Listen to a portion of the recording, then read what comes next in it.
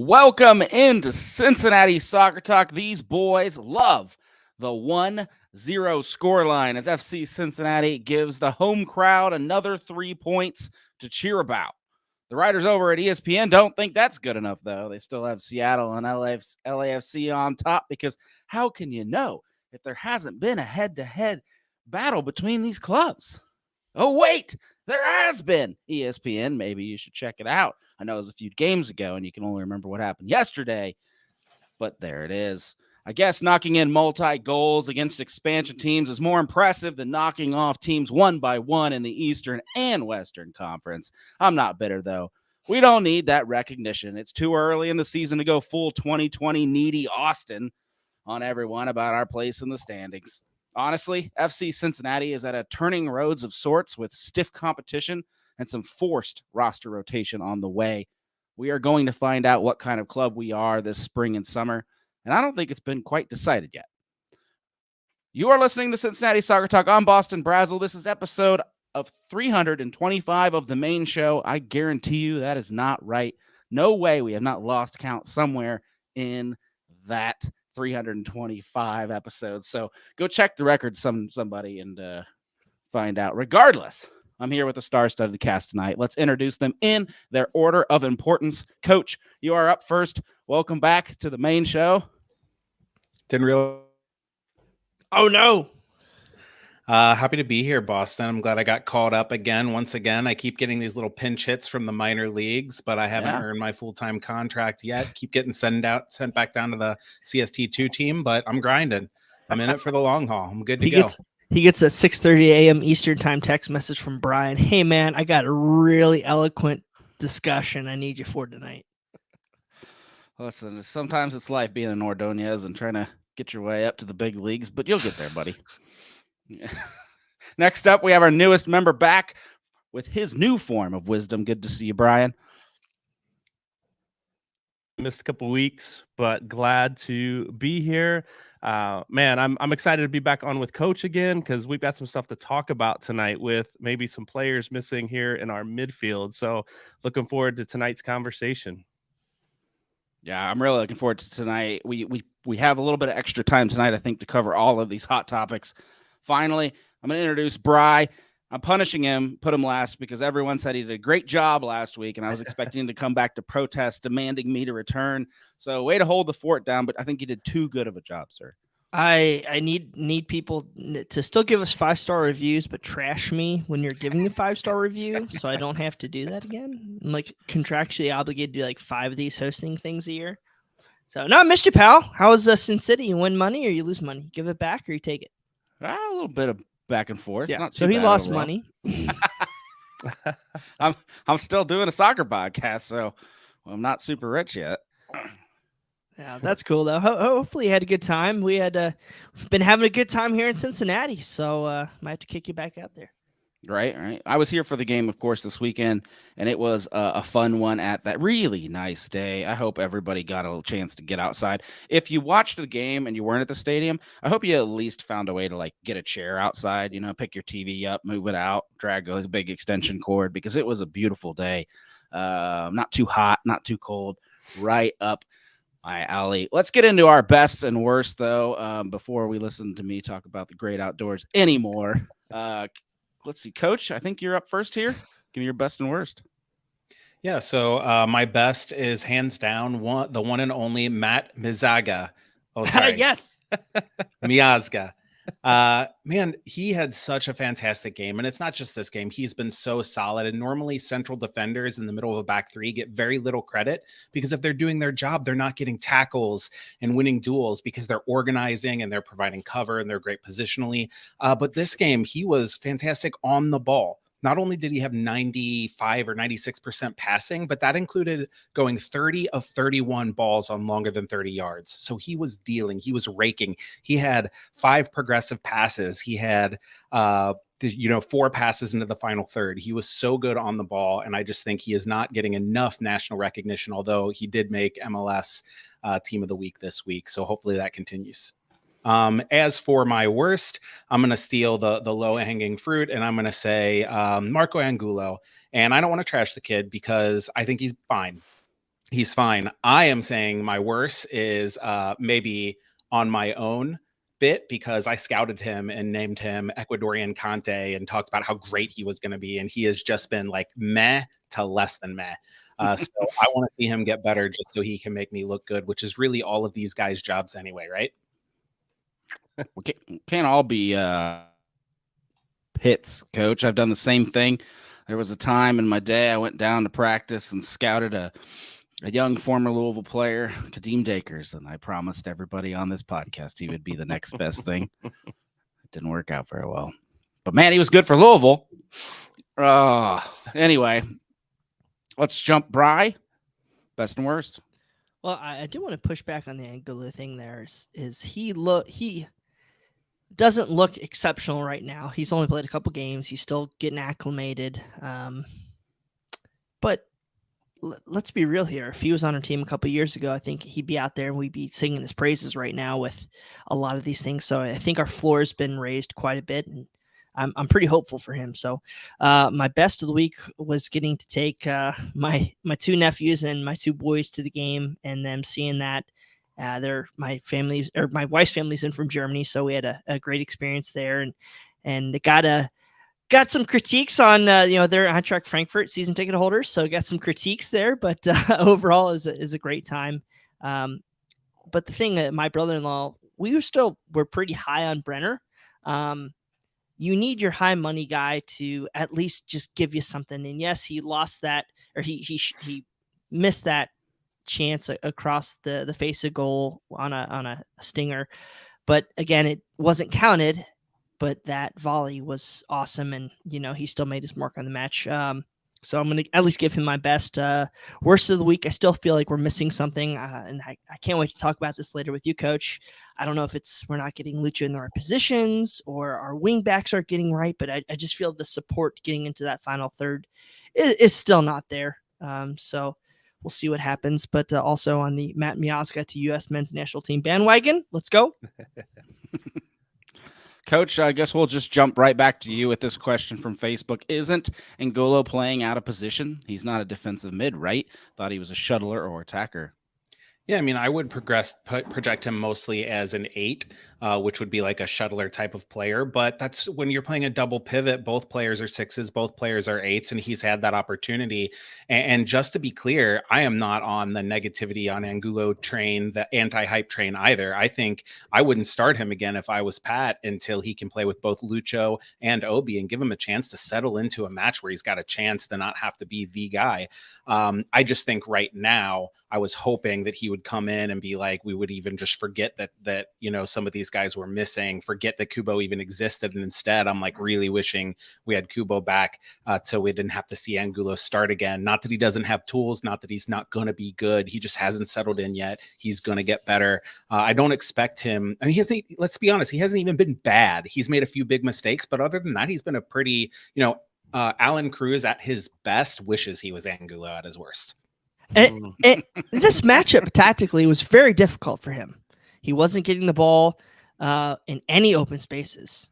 So he was, he get the ball and he had two guys pressing right on him to make that turnover. So I thought he did okay. I think and then Pat Noonan, sorry, let me just jump right back in. Then Pat asked him to play way higher up the pitch, to try to be that guy alongside Lucho, which again, almost flipped him into like a dual 8 in a 4-3-3, which was weird. Sorry about the Brian. Yeah, no, I just think he hasn't. I think you're right. I think he hasn't settled in quite yet. He doesn't look like he's comfortable with the ball at his feet yet either. And maybe it's because he's not getting it in open spaces, and maybe he's more used to that. I haven't seen him play much beyond this.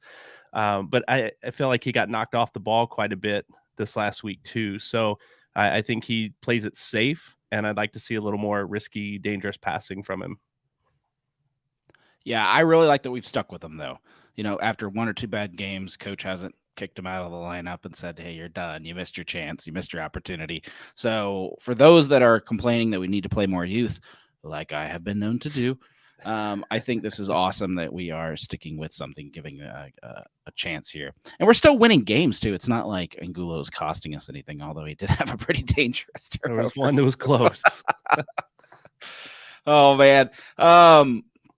I saw a comment here earlier, and I'm trying to find it again. Someone gave us a shout out for covering FCC2, and I would love to take all full credit for that. But that is our awesome main man, Robert Ziegler, who is going to be out covering FC Cincinnati 2 this year. Big shout out to him, and we hope you do enjoy that and keep. We're going to keep that coming, Jay. So big thank you for your comment there, and if you get a chance, thank Robert, because he's doing that. That's his background. He covered college soccer. He covered youth soccer for years, way before he met us at Cincinnati Soccer Talk. And we kind of brought him on because that's his specialty. That's what he loved. Then we asked him to cover FC Cincinnati. And to be honest, that stuff's boring to him. This kid loves the small time. He loves the two teams in the college games. So we've got him back to his comfort spot. I think he feels a lot better there. So good for him. He's going to appreciate you calling him a kid. I call everybody a kid now. It's what happens when you get older, Brian. Oh man. And then we also have a comment, David Moore. I thought this would tie in nice as we go to Brian.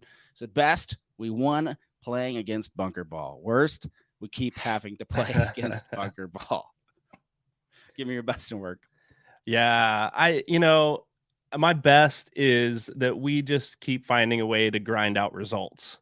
This is not the team we're used to seeing, at least at the end of last year with putting balls in the back of the net. We're still doing that, but it's not coming from the guys that we're used to seeing it come from. I think Moreno, is our leading scorer right now with 2 goals, and he's not one that's known to put the ball back there. And Santos, I think, has 2. And so we've got guys that are finding the net, but it's not the guys that we're used to. So it's good to see us finding ways to grind out wins when it's not coming from the 3 that we're used to seeing score goals.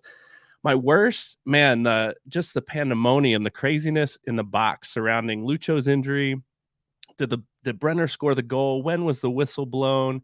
I stood up in my living room and I'm screaming because Brenner finally put one in and it was a beautiful volley. And then I'm screaming because they called it off and I had no idea what was going on. So that was my worst. That whole situation, that whole scenario right there was a little chaotic. I'm glad we finally put it in, but man, I was nervous we weren't going to score that. Right. I was super confused because I was in there real time. Did you have any idea what was going on in real time? I thought our goal was going to get called back and it was just going to be 0-0. I couldn't figure out. I guess I missed the Acosta foul. Yeah, I didn't know. I mean, I was watching on Apple TV. I didn't know what the call was at the time because I obviously, I didn't hear the whistle blow on television. I didn't know what the call was. I was, I was confused. One of the more. Usually I take pride in pretending like I know everything that's going on, but not this one. This one. Everything was confused. My FC Cincinnati app sent me a notification that it was 1-0. And then when Lucho put the penalty in, it went to 2-0. Oh, no. You're like, wow, we're awesome. Look how fast. I just saw Miazga, he was in everybody's face that night, but he was up in the ref's face at that point. And I thought, okay, something's going down here that I don't know that I want to know. What's happening right now. We have an awesome photo of that we put on Twitter. If you haven't seen it, check it out. My best, I think I'm going to go with Pat Noonan is getting his dreams. He wanted to win at home. Like he said it over and over and over again, and he's doing exactly what he said he wanted to do. And even if FC Cincinnati takes a stumble at some point this spring or summer, they've built themselves a really nice point position. I think better than the 4 of us could even have imagined, in February. And that is a really nice bank to have. Hopefully we don't need to go to the bank, but it's there. Kind of like St. Louis is finding out right now, like good thing they banked those first 4 games. And now it's going to be the battle of, can we make it through a little bit of injury, a little bit of rough patch? And let's dive right into that. My worst, totally can't forget about my worst. My worst is that alongside with winning comes brand new complaints. Have you guys noticed this? We're digging deep in this barrel trying to find things to complain about. Brenner's attitude is now the thing. That makes me so mad. There was a time we talked about our players not being fired up enough. And here we are. Now they're too fired up. So yeah, next we're going to get somebody called lazy, and then that's when it really goes. Yeah. Costa's lazy. Just separates his shoulder. Dude, anybody catch the series of events there? I did not. Separates his shoulder. I saw you post something about having a player put it back into socket. Yeah, has a player literally pull his arm so he can get it back in socket, kicks a penalty kick. What is up with this kid? His adrenaline must have been through the roof. He's And then, a like, boss. at the end of the game, he's in a sling, so you know that came crashing down. All right, now we'll get into it. Let's talk a little bit more about this game. I'm kind of confused which way we want to go here first. I guess we should really start at the beginning. The attack. If you're into these things, the attack is still lacking. FC Cincinnati, despite having 5 clean sheets, is still struggling offensively, and it's different. It's just different than last year. I don't know if it's bad. I don't know if it's good. And let's dive into it, I guess. Brian, we'll start with you. What's the problem? Is there a problem? Yeah, I mean, I think things would be different if Vasquez and Brenner were getting on the board more consistently. I feel like there's some sort of chemistry issue going on there up top that maybe, I don't know, Lucho's not slotting the ball through like he used to for them. Maybe they're not making the runs. Maybe there's a trust issue. I don't know what's going on, but I do think, teams know that we can score, and so they are filling the box with more players. So maybe it's just there's less lanes to put that ball through right now. In my opinion, Coach, Philadelphia had no interest in winning that game. They just wanted to get out of there with the draw. It's funny. I tweeted before the match, what you're going to see here is you're going to see them park the bus for 60 minutes and then put their big guns on and go for the win. And that's exactly what they did. So it's not that they didn't want to win. It's that they wanted to hold firm and then try to win it at the end. And in reality, FC Cincinnati took control of that match late in the second half and did enough to score then. I don't think we're seeing so much. There's definitely a lack of chance creation compared to last year. It's slower. But, there was a point at the end of the game where Brandon Vasquez had a free header that has gone under the radar because of the win and the 1-0. But it was a typical Brandon Vasquez run. He drifted backwards, allowed the center back to go back, and then darted in front. The ball was put on a platter for him, and he made contact with his shoulder, I think head to shoulder. So nobody talks about it. And it's plays like that. Last year, towards the end of last year, those were going in, and this wouldn't be a conversation. When you play against a team that bunkers, you have to find alternative ways to score. You can't always play through the middle. You have to have some balls from wide crossed in. Arias, 0 accurate crosses on the day. Barreal, 0 accurate crosses on the day. And when you're having that from your only wide players, you're allowing the opponent to pack the middle, and then you're trying to just say, okay, Lucho, you're the only guy who can pick a pass because Moreno has a great passing range, but he doesn't have a final ball, and we know Angulo is not comfortable with that yet. So Lucho, we're going to give you the ball and you try to make something happen, and that is FCC circa 2021. Am I crazy in that I'm noticing more back passes? Does the stats say anything about that, or is that just me noticing that? Brian, I guess we'll go with you. Well, I mean, how many times did you see Miazga or Lucho yell at Angulo to give it to him or chastise him after passing it back to Miazga or one center back? So I'm sure there's a little bit of frustration there. You could see it on Acosta's face. I just kind of echo, kind of what Coach said a little bit. Like my brother-in-law, he's played like, I don't know, 5th tier in Germany. It's nothing crazy, but he's like, why aren't you utilizing the width? Like, the wingbacks are there for width. Why the hell do they keep going up to the 18-yard line and then cutting in? Like, they're just clogging and running into each other's space. I don't know if that's a tactical thing or a confidence thing or what, but I feel like a little variation. Like, when Barreal can dive to the end line and get the ball crossed over sometimes, I think he can be so successful. It's just we're not getting there, and it's not putting our forwards in those kind of what you said, like allowing them to run onto something. Have we pulled in? Like, I feel like our wingbacks Barreal always started on the touchline early this season, and he's pulled in tighter and tighter in these last couple games. I wonder if that is a tactical thing because we're missing Obi in the middle.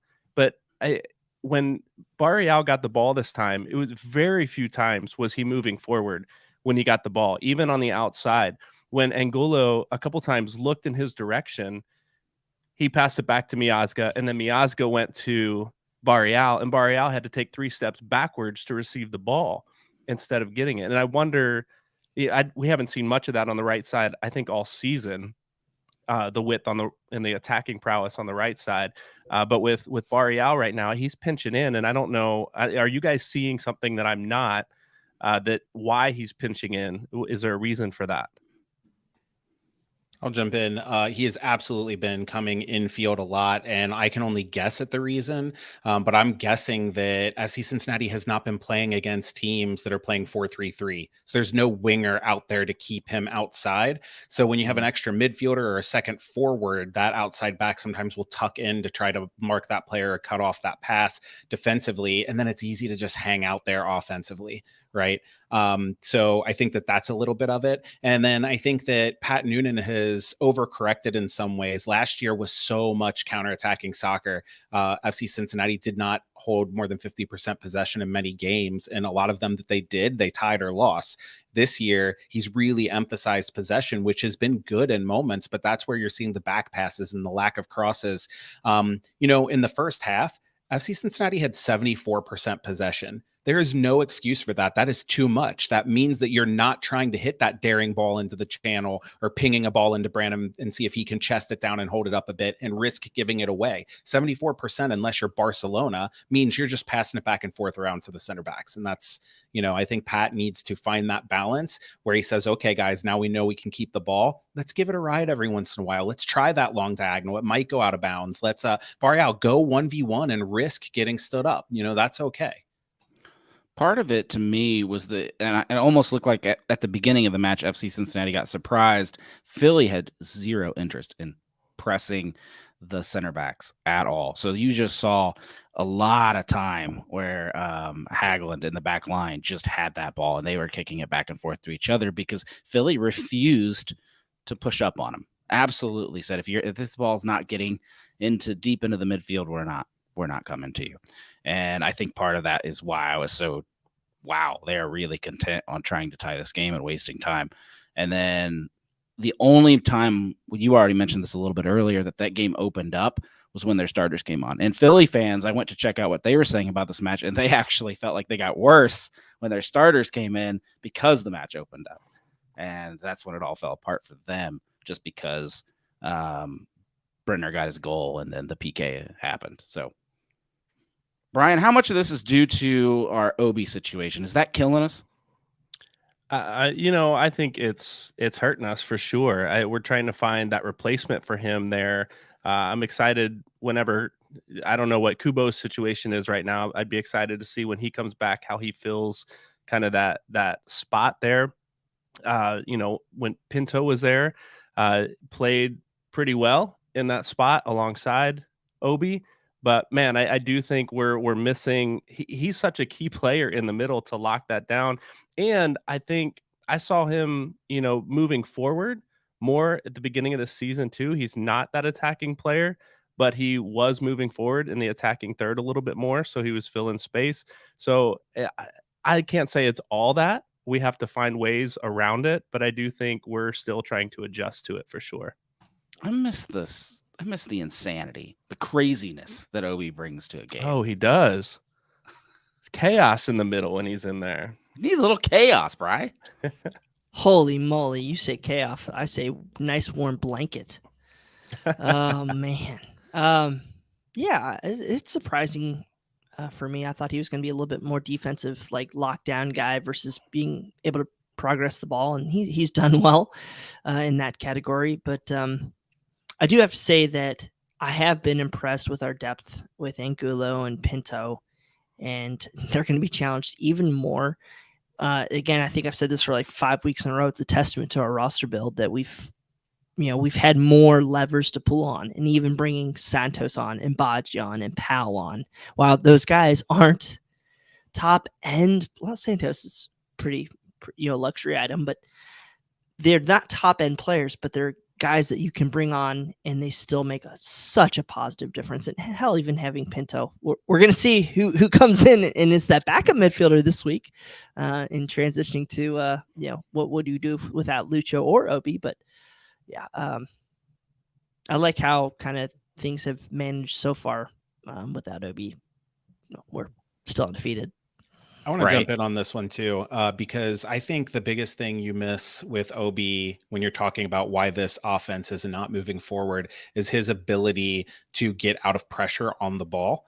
How often does he get pressed and he might not have a progressive carry or a progressive pass, but he holds the defender off, spins out of pressure, touches it 2 steps to the side, and then is able to pick out a wide player or a Lucho. And that makes the defenders, like as soon as you have that one player get beat, everybody else is trying to adjust to cover up for that. And I think that's what you miss without Obi on the field. And Angulo, I think, could do that, but he's not there yet. Pinto, I don't think that's his strength. And Moreno, he's not going to do that much either. He's much more, if I get pressed, I'm just going to pass it negative and live to fight another day. So there's nobody on the pitch right now, Barrial included, other than Lucho, that is willing to actually try to beat a player and then do something. Barrial did it once where he got pressed by Mbaizo really hard on the right. On the Philly right, and he took a touch with the outside of his foot, spun Mbaizo and got in behind, and right away you see the Philly defense scrambling, but then he tries to take on the next player and loses it. And so fine, do it again, and maybe the next time you won't lose it. Any player knows that those sorts of take-ons are only going to be successful 1 out of 3, 1 out of 4 times, but when they are successful, you create goal scoring opportunities, and players just are not doing that right now. And that's what I wanted to see more out of Barrial this week. Is he looked scared of Mbaizo. He wouldn't take him on. He pushed in and he passed the ball. He got rid of it. He was looking for Lucho all the time instead of attacking and taking on players and creating like we know he can do. He looked scared this week. I think all of us, when Obi went down, said, "Oh, it's okay." You would normally expect Kubo in this situation. Brian, do we have any update? What's going on with Kubo? It's been asked here in the chat. I'm not even sure we know 100%, but his injury is worse than Obi's, right? Don't jinx anything, pal. I hope not. I mean, I think no one's acting like either are super serious, but here we are, and it's been a couple weeks, and Kubo's been out, Obi's been out, and we could use one of them coming this week. Would you put money on one of them coming back? I'm not a betting guy, Boston. I think one will be back, but neither will start. Put me on a platter here. One will be back, and neither will start. I like that. Yeah, I think the last update was that Kubo was doing work outside, which is a good sign, but not with the full team yet. But that was last week. So I kind of wanted to say this with Lucho. The situation is there's no reason to rush these guys, okay? Like, we're talented enough to still get a result. We don't have to go get a road win. We can be the team that concedes possession and then counters with Sergio Santos if we want to, guys, this week. So lock it down, put Moreno, Pinto, Moreno, and Angulo, and don't force anything. Like, long-term play here. Why throw Lucho out there when we see him or, Kubo or Obi, when we see them not getting the ball in the right positions, maybe taking a bad touch and getting just steamrolled. Like, let's just take a deep breath and let them heal. Because we're going to need them come July when we're looking around the room and seeing, well, Vasquez might be gone or Brenner might be gone. So I'd really be way cautious. I remember you saying something very similar, Bri. And then we all were begging for Acosta to come in 10 minutes before the end of the Chicago game.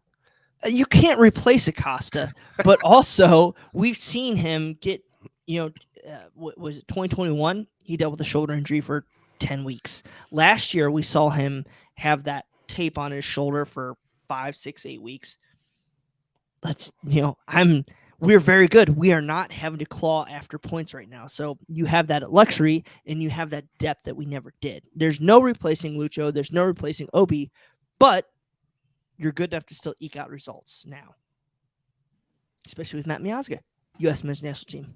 It's never a good sign when a guy has hurt his shoulder often enough to where he knows to go to tell a teammate, hey, here's what you got to do here. Yes. But speaking to that point, Bri, Boston said when Obi went down, we were all like, oh, no big deal. We have the depth. Not me. I'm sitting here thinking between Lucho and Obi, I'm not sure who I'd rather, if I had to lose, because he is maybe the most important player on the team for how FCC want to defend and play is what I was thinking. Obi? The fact that Obi. So the fact that they've won 2 in a row without him makes me think this is great. And then you're exactly right. Don't rush these guys in terms of a 10-minute cameo at the end. Absolutely. If they're healthy enough to go 20, 25, 30 minutes, then you put them at the end. You do similar to what Philly did. You rest them to start, play some kids, and then put them on at the end and let them do their thing. You said play some kids. We got to talk about Pinto, right? 2 games, very impressive. I think there's some questions flying around about Angulo, and he's obviously where the money is, so there's a higher expectation for them. I didn't have those expectations with Pinto, but all of a sudden I find myself very impressed. Coach, you're the coach. If that's your kid, are you happy? Yeah, I am thrilled with Pinto's play. I mean, his very first match, you could just see how calm he was on the ball, and he's completing simple passes. He's not playing progressive passes or splitting lines, but he's playing quick. And that is what I look to see. It's one thing to say, okay, 85% passing, but it's all negative and square. But a lot of those are one-touch passes. And that's what you need from that position. And a kid there, you just want him completing high potential passes and quickly and helping move the ball. I also think he's shown well being able to drive forward on the dribble, although he hasn't taken that next step and done something with it. In terms of him versus Angulo, it's not just a money thing, though. It's also a tools thing. Angulo, you can tell, has quicker feet. He covers more ground. He's faster. It's one of those things where even though Pinto is a lot calmer on the ball, you still lose a little without Angulo on the field because of just the ground coverage, I think. All right, before we turn our I guess we should talk about the referee, right? Ted Unkel. There's everybody's scared of this name as a referee. I think he's okay. I mean, I have my own set of referees I don't like as much, but little bit of an interesting game. I wouldn't call it evenly called, but I guess I want to know, Brian, do you play advantage on a goal like that? Because I've seen this talked about a lot today all over MLS Reddit. My God, I'm just getting hung out to dry today. Oh my God. What a guy. He's just punishing me. Well, if you're competent, yes. Correct. If you blow your whistle, then guess you got to live by that. So kind of sucks. Honestly, if Brenner misses that shot, I think we all would be like, thank God. But also, he made a worldie, so we're also like, God dang it. So yeah, I think it was the right thing to do. Sadly, I hate saying this. I'm gonna get so much hate. I hate it, but yeah, I think I would take that call 10 times out of 10. I saw someone from Seattle post, I thought you played the advantage till there was no advantage. Is that a true statement, Coach? It's not. It's not in perpetuity like that. There is a moment, but the problem is it's not a binary moment. And that's how Unkel presented it. He basically said after the 2 shots were missed, counting Brandon's non-contact as a shot, that I had to blow the whistle. It's not true. There's not a after 5 seconds, after 3 touches. There's not a set limit.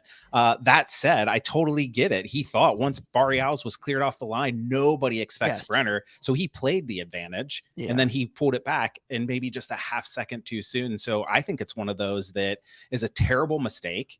But it's forgivable. And I think as a ref, the thing that I'd want to hear, though, is I'd want to hear him come out and say, yeah, I wish I would have waited a beat longer. I thought the advantage was gone and I blew it. I'm glad they scored and it didn't cost them. Maybe don't say that last part. Is it forgivable, though, only because Lucho converted the penalty? 100%. Man, I tell you what I was scared of. I was scared that they were going to go to VAR and decide that Blake got a touch on the ball and then also not give the penalty. That's what I was worried about. So I'm glad that they didn't do that. Yeah, I was a little nervous about that for sure. I'm on the side, though, that, he blew the whistle early, I think. The ball's still in play. Brenner, there's still a guy with a chance to put the ball in the net. He's swinging at it. It was a great shot for sure. nobody maybe really expected it, but the ball's still in play. I think you still got to play advantage there. Yeah, that's a tough one. I don't envy any referee that has to make these decisions. I kind of wonder if they just each person has like an internal clock in their head that just decides how long to play advantage. It felt like a really quick whistle. Yes, honestly. I was just gonna say it's not basketball. Right. Like basketball, you go poof. No, like let it happen. Yeah, I mean, the rule book says something about, once the advantage is not realized. But there is like a point at which, like when there's another play, was the advantage realized or not? So I think you're exactly right, Brian, that it was the wrong call. He should have let it go, but there's not some false idea that the ball has to go out of play before you decide that there's a penalty. It is kind of a gray line, and he definitely got it wrong. I just don't think it was like so egregious that no other ref in the world would have done that, I guess is what I'm saying. The good news is we don't have to complain about it today. It's just a small little blip in our show. Doesn't matter in the end. I'm sure it would be talked about much more heavily had it gone one way or the other in not our favor, I guess. We have to talk about the Lucho injury in a sling after the match. No one really knows the timetable yet. Coach Noonan did his best doctor impression guessing in the press conference with the 2 week. I thought that was interesting. Separated shoulder is obviously better than any kind of a torn muscle, torn ligament, torn whatever. Anytime you hear those phrases, you freak out. But we are playing a very aggressive team. And 2 weeks ago, MLS analysts were asking if St. Louis style was the new thing that was going to take over Major League Soccer because they press harder than any team ever has. I don't believe all that, but now they've lost 2. I still think FC Cincinnati is going to get pressed, and it's missing a senior player that knows how to pass out of that. So we'll go to you, Coach, first. How in trouble is FC Cincinnati without Acosta? All right, Pat Noonan, listen to me because I know you watch this show. Here's what you need to do. You don't change the formation, but you don't try to replace Lucho. Nobody on this team can replace Lucho, and I'm not just talking about talent. I'm talking about style. You play a 3-5-2, but you flip that triangle. Go with a single pivot in Moreno back there because St. Louis is not going to score through slow, patient buildup. Moreno will be fine in that defensive role. You flip that triangle, run dual 8s ahead of him, and then you play long balls into Vasquez, long balls into the channel and Brenner. You look for knockdowns to one of those other 8s with Angulo and Pinto or whoever you decide to play there. But you don't need to play the same way. You need to make this game a little bit ugly. Don't be afraid to play over the top and put those dual 8s out there and let them clean up those second balls. Boom, count a win. Nice. I mean, nice strategy. But I mean, come on, like Barreal can probably do that, right? The 10. Like Isaiah Foster, like we bought Isaiah Foster in, we bought whatever to be that left back, and I mean Barreal has shown that he's capable enough to still run things and dictate things. Like I'm not comfortable enough with Pinto and Angulo dictating anything right now, especially with Pinto throwing anything forward. Like I don't know, it makes me scared. All right, 2022 argument. Bring out Barreal in the 10. Put Alan Cruz there. Fudge. I just want to say, if you're listening to this and you're not watching it, when Coach looked right at the camera and spoke directly to Pat Noonan, I've not seen that before. He is passionate about this more than you just even heard in his voice. That was something special there. I wonder about Barreal in that 10 spot. I feel like we tried him there and he can do it, but he doesn't create, at least last year. I think he's a different player this year than he was last year. I think he's more creative overall. He's getting through other than this game when he wouldn't press Mbaizo. I think there's potential there if we need that 10. I'm not opposed to flipping that triangle and be curious how that goes. I'm going to throw a name out there that might get me fired from this podcast. I would love to see Ordonez on the field a little bit. I think he's quick. I feel like, a few years ago when Vasquez, he was getting junk minutes at the end of a game when Stam was like, we got to throw somebody out there, right? Brandon Vasquez didn't get a chance to really show who he was in 7 minutes at the end of a game to close it out. that's really all I've seen in Ordonez. I haven't seen him play with FCC2. I'd like to see, maybe not this game, but I'd like to see him out there soon to see what he can do when we're in need of someone in those spots. Am I fired? Austin, can I have the floor to correct some of these people here? Sure, go for it. I'm about Okay. to get murdered. My suggestion was bring back Zico Bailey, so you better take it. First on Barreal at the 10. He is absolutely capable of playing the 10 in a different system. The way FC Cincinnati plays because of Lucho is they allow him to take up these spaces and tiny pockets on the field and then play on the half turn and get after players. And that is not Barreal. He needs to be in the open spaces. He needs to receive the ball with his back to a touch line so he doesn't have to turn his head and find those little nooks and crannies to turn into. I don't think that FC Cincinnati can play with him as the 10 and play the same way that they're playing. And it's harder to play the same system, the same style, and try to change it a little bit than it is to just say we're doing something different. That's why I say don't put Barreal there. Plus, it's sort of those things that like, okay, so you get worse at the 10 and worse at left wing back if you do that. Second thing, in terms of putting Kimi on the field, I do think that's absolutely a possibility. But if I was going to do that, what I would do is I would play a 3-4-3. And I would have Kimi and Brenner as nominal wingers. They wouldn't actually be wingers. They would have more free roles to both kind of check into that 10 area. So both of them are playing kind of like underneath Vasquez. You tell him, stay up top, be a target, and run those channels. And you have Brenner and Kimi coming inside, checking in and working off one another there. I think Kimi could do that because that is his strength. He is the closest analog to Brenner that we have on the team. And Brenner would be really good in that role. So I could see that working if Pat thinks Kimi is ready. That could work. My biggest fear is going to be similar to the Chicago game. Who is going to get this ball up the field? We're going to need, if we end up in a game where Brandon, Brenner, and everybody are coming super far forward to get the ball because the midfield's dead, I think we're in trouble. And then we're probably going to, the one thing you don't want to give St. Louis is turnovers. Simple answer to that. It's Yerson Mascara. We saw what he could do this week, baby. Let's go. Just have him flying up the field. Styling. Not against St. Louis. That's the only thing that scares me, losing your center backs. Yeah. No. It's scary having a reality that we're going to be without two DPs. Well, I guess that the levels the playing field with St. Louis, so we'll see. We don't need no DPs. And no back passes. This is how St. Louis has survived. Do not just gift them the ball. Noonan should do drills where he like dresses players up in very similar colors of jerseys just to make sure they don't back pass the ball. I don't know what it is about playing St. Louis, but teams have struggled and just why that never happens for FC Cincinnati. How often does a team just give our guy the ball right in front of the goal? I mean, Klaus is the luckiest. I swear that guy's like half leprechaun right now.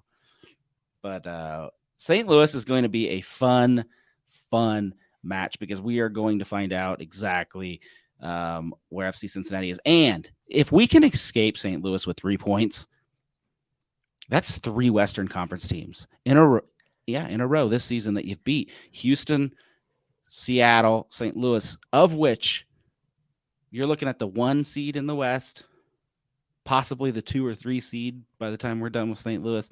And then Houston is a playoff team in the 7 seed. So there's an argument there. I'm just early argument that the Eastern Conference is way, way better than the Western Conference talent-wise. Am I too soon on that? We went from, hey, let's at least win 2 home games here to let's go beat St. Louis there.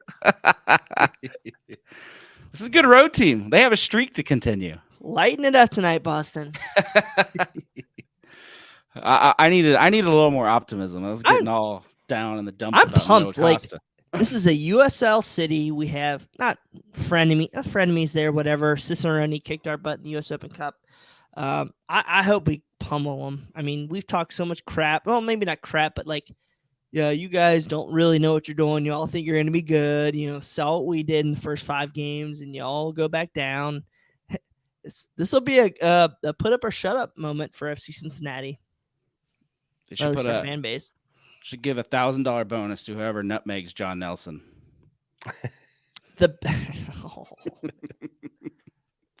Not his fault. John Nelson got poached from us in the expansion draft. I think we liked him okay, but Bummer to be missing him. Oh man, so no, I agree with your point. Missing. It's been a few years since we got to play St. Louis. St. Louis, it's been a few years since they got to see their own team. That's of all the realities FC Cincinnati had to go through. I think that one really sucks. Like your team just ceases to exist while you wait for your new team. That would have. Imagine if we get the bid and then we just FC Cincinnati doesn't exist for the next year. So I do feel for them, but not too much because they got a brand new stadium. They got a Gold Cup game supposedly coming, just like we do. Yeah, looks like we're gonna get a Gold Cup game this summer, or we are. At least it's released by CONCACAF. So I guess officially it remains to be seen if we host USA. But I think, if you go check my text messages at about 2:30 today, and then Pat Brennan and our own DJ Switzer, we will be hosting some U.S. or at least a U.S. men's match in the group stage. So it's exciting, man. We thought we were getting this 2 years ago. Was it 2 years ago? Yeah, 2 years ago. So it's kind of nice to be able to have it officially. And of course, getting the U.S. men's game, maybe. DJ Switzer on Twitter saying it looks like it's going to be the U.S. men's national team group stage game. Can I throw a rock in the puddle here and try to mix things up? Because with the expanded World Cup slate, more games, they need more host cities, maybe. What if Cincinnati gets back into that conversation with a really good showing for this Gold Cup? I don't know. Showing like attendance? Like, I think we're going to sell it out anyway. Yeah, not just attendance, but atmosphere, city. Yeah, the city, people able to get around, transportation. I think those are the things. I think the soccer culture in Cincinnati has done the deal. I think it's the ancillary parts that make it tougher to bring a World Cup style game to Cincinnati. So, yeah, and you have to keep winning. Does that matter? Do we have to keep winning? Does whatever happens in Cincinnati in the Gold Cup impact the World Cup if we lose? I mean, if you think about it, we haven't dropped a game yet here, besides a stupid friendly that didn't matter. So, what? You're talking about USA Venezuela. Yeah. Okay. Yeah. So what are you talking about? Oh shoot! Now I'm very excited to be on a stage again. We're blessed with our ownership group that put a tremendous stadium there, and I think we're going to show very well. I mean, regardless if it's USA or any other team. But yeah, it's exciting to have another premier event in the stadium, and Columbus didn't get one. That's the best part. And Nashville, right? Nashville's more upset about it than Columbus because they have the biggest. They never take a moment to not remind you of that. They have the biggest. They didn't sell out a rivalry game. They were selling like $20 seats to a rivalry game. So I don't think they've sold it out since the opener. Actually. 26 this week. Not nothing to sneeze at, but it's why'd you build a 30,000 seat stadium if you're only gonna put 26 in? They stopped going to Kinko's, man. Let's give a shout out to our sponsors. As you all know by now, Apollo Home is still the premium home service provider in Cincinnati. They pride themselves on awesome customer service, expert technicians, and 7-day-a-week service. Next time you need help with plumbing, electrical work, or HVAC service, give them a call. You can always schedule service visits online at apollohome.com. Last time I was on, we asked you guys to give us a shout out if you have used Apollo. And sure enough, I got some messages in Twitter, some screenshots of the van in the driveway. So big shout out. That's cool to see that we helped somebody and Apollo helped somebody because they're a local company and they support us as well. So I shot that over to them. I'm sure everybody had the warm butterfly feelings and just knowing it's cool when you help each other out, right? As well as our sponsor, Beyond Exercise, which, of course, we have to throw to Subs. Beyond Exercise is a locally owned physical therapy and fitness facility that helps people prevent and rehab from injuries, improve fitness and athleticism, and recover from strains of daily life. In fact, they've worked with a couple of your FCC starting 11 over the past 3 off seasons. Check out their website to see who these players are and to see the range of services they provide to keep you pain-free and moving well at GoBeyondExercise.com. Clifford Adams on Facebook. bought his U.S. Open tickets today. Let's go. Clifford, I am with you, man. These guys tease me all the time because I love the U.S. Open Cup so much. And I think I'm the crazy person on the staff about this tournament because I literally just stopped caring about the MLS standings when it comes out. Something maybe about our run back in the day with Chicago Fire and Columbus Crew. This is a nostalgia cup for me. I don't know. I love it. I love when we were a small team and we made our impact. And now I just want to crush the small teams with a heavy hand and we get our chance because the lottery roll finally worked in our favor. We don't have to go play some crummy team from Pittsburgh. We get to play our rivals this year, Louisville City FC. I'm pumped. I'm not sure they are with as hot as FC Cincinnati's been, but is this a moment where I'm gonna go to you, Brian, that we have to get up and play this game, or is it okay to take it a little bit easier and run out FCC2? You know, I think we got to go for this one. I don't know that I would say that if it was anyone else. Against LouCity, I think we gotta take it to them just because of who it is, just because of the history, just because of the rivalry. You know, I'm with you. I loved the U.S. Open Cup when we were in USL, when we were the small team. I don't know that I felt the same way since we've been in Major League Soccer. How dare you? It's had a different feeling to me, and I was always the one, you know, with the little team, the USL team, we're making this run and frustrated that all these MLS teams are sitting their starters against us. For a while they were. I get it now. I get it. We got injuries. I don't know. I think we got to take it to them, but I don't know that we're throwing out all of our starters. I don't know that we're bringing out all of FCC2. You've been MLS-ified. If we're not re-signing Jibby Fall to an MLS2 contract and then running him out, I'm going to be pissed off because we need to be doing every voodoo, even match fit. Dude, I don't care. Just having him sit on that bench and just looking down. That would be something. And waving to Niall McCabe, who's I think he still plays. Yeah, he still plays. He was still there. He was hurt last week for Louisville, but I think he's still in. Oh, I'm so sad to see that. But dude, like they still got Luke Spencer, they still got Kenny Walker on their youth staffs. Like I will write, like I think I wrote like a letter to the team, which apparently Alan Koch showed to the team, which was pretty cool back in the USL days. But like I want to write a letter to team on the website and be like, please kick the absolute crap out of these dudes so I don't have to hear another damn thing out of that city in their toilet bowl of the stadium. So the only thing better would have been to play there. I want to do that and then just kill their soul. Like sorry. We have never played there. Well, we haven't had US Open Cup for like 2 years, or 3 years. First year of MLS and now. Yeah. So. I wanted it just because of that. But I was a little bit worried. Did we have it last year? We did have it last year. Yeah, we did. We played Pittsburgh last year, and then we played New England. I can't remember much, but I love this tournament. Didn't care. Didn't care at all. Now care. Won't care next round. Care now. Oh, coach, does it hit the same for you? Man, to put on my coach's hat, I got to say, like, this tournament is a no-win situation for the MLS club because you roll out your first team and win by 3 or 4 goals, and people are like, yeah, you were supposed to do that, and now your guys have another match on their legs. You roll out a 2 team and beat them. You're like, okay, fine, like that. You're supposed to do that.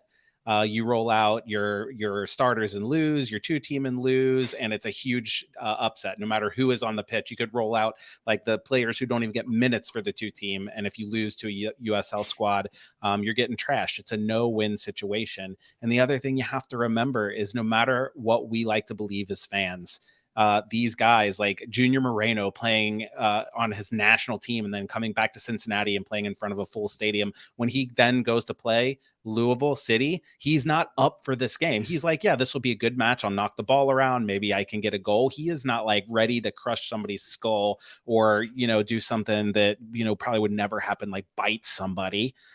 He's not ready to do what it takes. Not proven. Allegedly. But my point being, no win situation for the MLS squad. That's why I don't look forward to it, because as a coach, I'm looking at Pat and I'm like, I don't know what you do.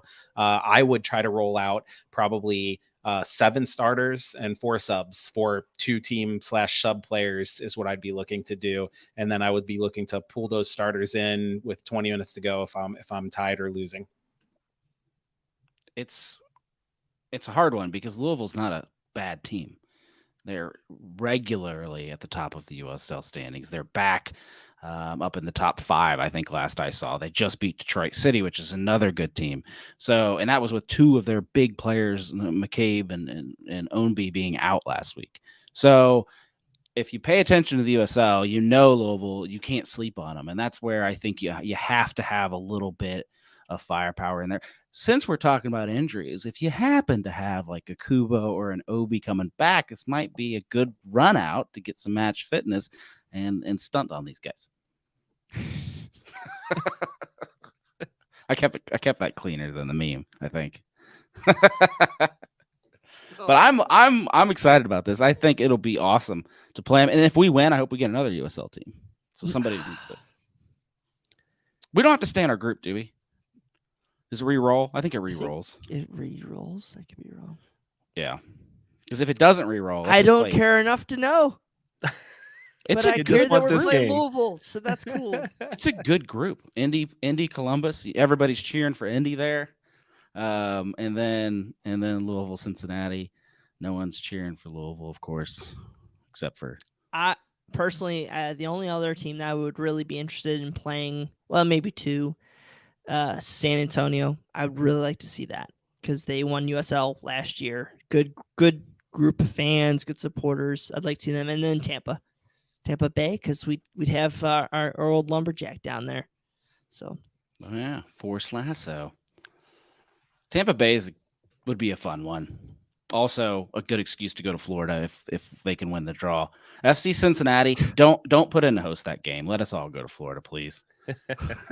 Is there a chance? Cheap flights. Ledesma's back in USL now, correct? In Las Vegas. Oh, Is there yeah. a chance? I don't know are they still in it? Is there a chance that we could see them ever?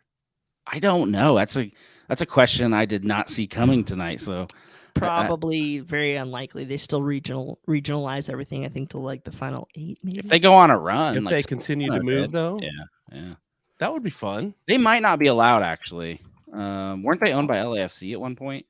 No, they were their farm affiliate. So all I'm saying is I'm sure Boston has enough My Vegas points that we could take a whole group out there. They are in it. They're playing Real Salt Lake. All right. Salt Lake? Real. Just making sure we got that right. You know what's about to not be real? The Salt Lake. It's drying up. So there's a joke. All right. All right. So we talked about the Gold Cup. We talked about the Dirty River Derby. Do you expect any shenanigans, at least? If you haven't bought your streamers yet, what are you doing? Knifey Line Radio has like an old 2018, 2017 streamer shirt still available for sale for like $17. Almost go buy that. Please go buy that. Almost busted out that T-shirt I've had since 2018. You've had that. You had that. I have that shirt downstairs. Do you still in the drawer. Good for you. Don't know if you might need a bigger size than That's what I was just gonna say. 2018 is a long time ago. Oh man. All right, what point do we start talking? Let's shift gears. United States men's national team. Last year we were Brandon Vasquez. He finally got a shot. Until he starts scoring more, I don't know if he's going to get another one. But now, got our boy Matt. I'm not even going to go there. Anchor of the defense. Finally getting some recognition with the MLS judges that rank him each week. I think it's kind of hard to make team of the week as a defender unless you score. You notice that any defender scores, they make the MLS team of the week. So to get on there just because you're the reason your club gets clean sheets is difficult, and it means you're doing something. he's been on the United States men's national team before. Does he deserve another shot? Who wants to take it? Well, your question was, at what point do we start discussing it? Bry's already started that conversation several times tonight.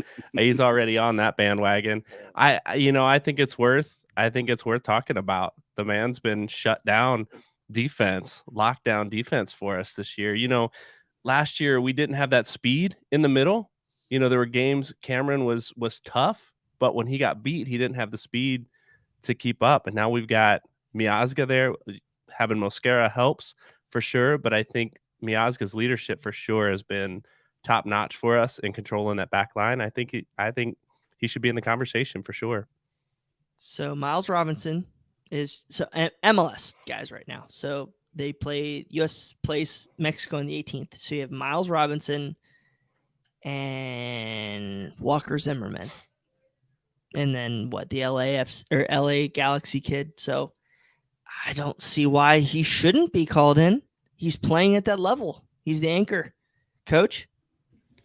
Yeah, I completely agree. And it's not like he's old. Like, people act like because he went over to Chelsea and bounced around for a few years and then came back that he's had his moment. He is still absolutely in his prime and will be at the next World Cup. So he should absolutely get a look. The only problem is it doesn't matter, because until the US have a coach, throw him out there for a bone. Cincinnati fans will love it. But until we have a coach, like, that's the person that needs to evaluate these players and decide who he wants to start building around. But yeah, I think to not give Miazga a shout would be almost as criminal as not giving Brandon Vasquez a look before the last World Cup, which was absolutely criminal. I think you guys are all, it's a good point, but you're all slightly off, because if you look at the real reason the defense has been successful this year, the 3 goals. There's FC Cincinnati had 3 goals scored on them, and Matty Boy was in that match. It's Nick Hagglund. Nick Hagglund's the real secret, the real sweet spot. Without Nick Hagglund, you only have 1 goal. There's only 1 goal scored against this team. This better not be a Zico Bailey jinx. Nick Hagglund to the U.S. men's national team, Boston? Is that what you're trying to say here? I'm just saying, maybe you're looking at the wrong center back. Or maybe they both should. Maybe the entire United States men's national team should just be FCC players. I think that'll make everybody real happy. I don't know what to say to that. I'm a little bit off topic. Down the rabbit hole. All right, let's get into our final thoughts, because I don't know how much anyone else could tolerate. Bri, we will go to you first. I got to remember what my final thought was. So Didn't have one written down. That's good. Yes, you did. No, that was Bri. Oh, wait, no. No, that was you. That's all you. Oh, buddy. yeah, cool. Yes, I did, actually. We're switching things up with the whole Brian thing, so you're welcome. Worst of the week. No, Easter flavored Starburst. Oh, wrong part of the show. Congrats, and this pains me, to Luke Spencer and Kenny Walker. Luke, I think, is the academy director at Louisville. Kenny's a coach now. The U19 team won the Dallas Cup.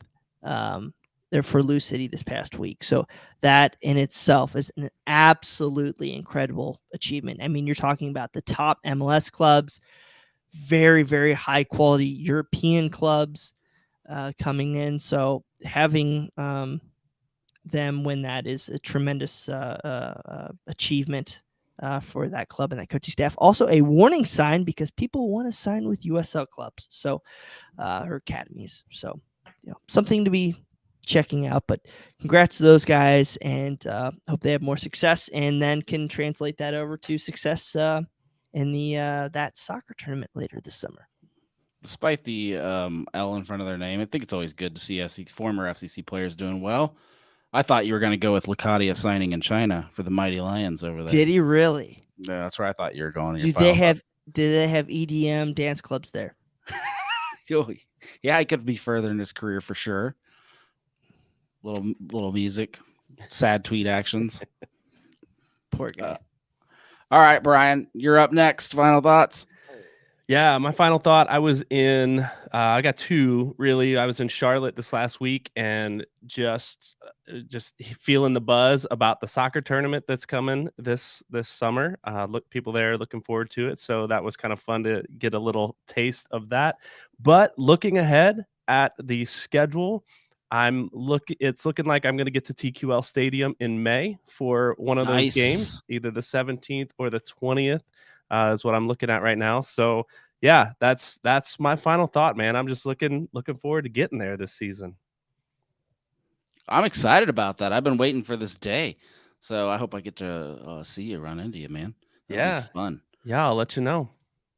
All right, Coach. Final thoughts. Ben Lunt in goal for St. Louis. What are the odds? He hasn't started yet, though. That's not my final thought. I don't really care about that, honestly. I'm, only one of the four of us who actually don't really care about that match at all, because I don't want to have a rivalry in USL. I want our rivalries to be real teams that play in real leagues. Sorry about that. I actually like the USL, but anyway, my final thought is about playing the kids, because I think he's talking trash without talking trash right now. I kind of like it. I don't do that. I don't talk trash. And I don't boo officials. Just kidding. My final thought is about playing the kids, because I receive all these tweets. I see these tweets about like, why don't you just throw Kimi in instead of Baji? Why aren't we playing Jimenez? How come we're not rolling out these kids when we're rolling out some of these veteran players who we already know what we have? And I just want to say, as a coach, you can't just throw players out all the time. If a player is not ready and you throw them out even only for 5 or 7 minutes and they look out of their depth and you hurt their confidence, not only does it make it harder for you to put them in next time, it makes it harder for them to want to go in next time. And I'm not saying you can never do that, but you have to be delicate. It's not just about like Baji old, Kimi young, play Kimi. It's not just that. Also, a player like Baji is a player that you're going to need to give you useful minutes, and a veteran not playing at all is going to be harder to keep motivated than a kid who is getting SEC2 minutes, who knows his time might come. So I'm just preaching patience with the coaching staff and who they choose to play, because I think it's a harder concept to just throw the kids out there than it seems when you have teams like Philly and stuff doing it. But the players that they're throwing out are guys that are already getting like European interest and stuff. It's not Kimi Ordonez, who has a lot of talent, but is not at that level yet. So certainly play the kids, but not until they're ready. To follow up on that, I trust the 2 guys in charge of this club with playing the kids when they're ready. They come from a team that's famous for it. They just won the academy tournament. MLS sent an email to us yesterday. Philly wins the youth tournament of MLS Next Pro. And I said, of course they did. They always do. They won it last year. They won it this year. And FC Cincinnati is trying to get to that point. And you'll notice, to pile on to your great point, that Coach purposely said they thought Pinto was ready. He spoke that sentence like we felt like he was ready. He proved he was ready, and that's why we rolled him out again. So I think he's looking exactly for that. And if you want the kids played, you have the best head coach in the world for that. And I agree 100%. Once they're ready, they'll get in there. My final thoughts. We are leading the Supporter Shield race for the first time since the beginning of the season, when no one has any points and we're all tied. And I think after years and years of suffering, that feels pretty good. So I don't know if we can hold on to it. I think it's unrealistic to pretend we're going to stay in first the whole rest of the season and never give it up. But I am going to soak in that bath of points and look around at everybody else downstream and appreciate it. So shout out FC Cincinnati. You deserve it. Fans, you deserve it. You can look down on everybody, at least for 1 week, and go ahead and take a moment to do so. And jump on Reddit and tell everybody how bad they suck. We've taken crap for 3 years. You can give it out for 1 single week, or you can be humble like Coach. I don't know. But either way, we will see you again next week. Thanks for tuning in to Cincinnati Soccer Talk. We appreciate it. We got lots of great content coming this week. More podcasts, more articles. Stay tuned to the website and check it all out. St. Louis coming up next.